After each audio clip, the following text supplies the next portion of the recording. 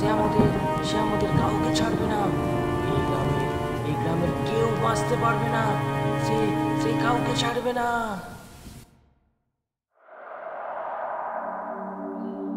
ভৌতিক, রোমহর্ষকর, গা ছমছমে ভূতের ঘটনা শুনতে কে না চায়। আর সেটা যদি হয় সত্যি ভূতের ঘটনা, তাহলে গায়ের লোমগুলি কাঁটা দিয়ে ওঠে। রাত্রে বাইরে বেরোলে মনে হয় পিছনে কেউ একটা দাঁড়িয়ে আছে। এই রকম গা ছমছমে সত্যি ভূতের ঘটনা নিয়ে আমাদের আজকের নিবেদন, নূপুরের শব্দ। ঘটনাটি পাঠিয়েছে আমার এক সাবস্ক্রাইবার। তার ভাষায় নিজের মতো করে আমি গল্পটি আপনাদের শোনালাম। আজ থেকে 2-3 বছর আগের ঘটনাটি প্রত্যক্ষ করে আমাদের বাড়ির ডান পাশের বাড়ির নিচতলার একটি মেয়ে। একদিনের রাতে ওই মেয়েটা ঘুমাচ্ছিল।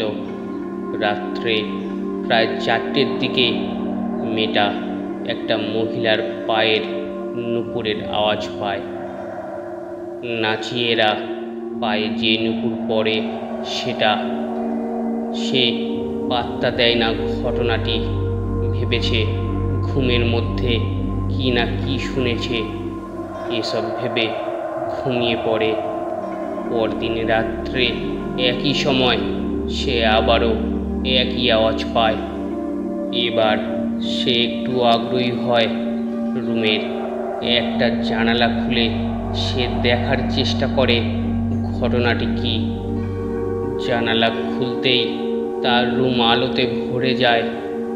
আলো চোখে সয়ে এলে সে দেখতে পায় গলিতে একটা মহিলা সাদা নাচের কাপড় পরে নূপুর পায়ে হাঁটছে। ওই কাপড়ের উজ্জ্বলতায় পুরো গলি আলোতে প্রায় ভরে গেছে। মহিলাটা গলির এ মাথা থেকে একবার ও মাথায় যাচ্ছে আর আসছে। মেয়েটির মুখে ছিল এক অদ্ভুত হাসি, তবে তার চোখ ছিল ভয়ানক, ঠিক গোলাকার, মনে হালকা সাদা এবং লম্বাটে।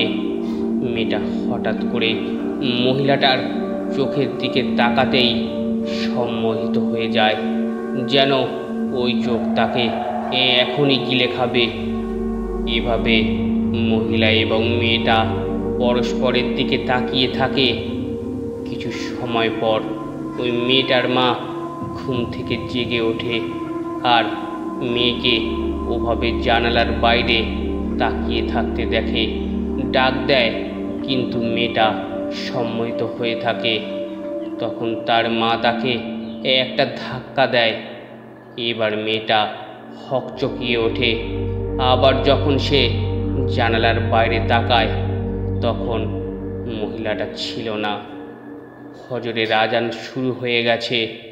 মেয়েটা পরের দিন তার মাকে সব কথা বলে, কিন্তু তার মা পাত্তা দেয় না। সেদিন রাতে তার মা একই ঘটনার শিকার হয়, কিন্তু সেদিন তার মেয়ে আগে থেকেই জেগেছিল বলে তার মা প্রাণে বেঁচে যায়। তারা চলে যাওয়ার পর যখন নতুন ভাড়াটিয়া আসে, তারাও একই ঘটনা দেখে। তারাও ওই রুম ছেড়ে দেয়। আজ আর কোনো ভাড়াটিয়া ওই রুমে থাকতে চায় না। এখন ওই রুম ফাঁকাই থাকে। তবে ওই মহিলাকে আর দেখা যায় না। তবে প্রায় রাতে সেই নূপুরের আওয়াজ এখনও শোনা যায়। ঘটনাটি একটি সত্য ঘটনা অবলম্বনে ভালো লাগলে অবশ্যই একটি লাইক দিয়ে চ্যানেলটি সাবস্ক্রাইব করে নেবেন। ধন্যবাদ।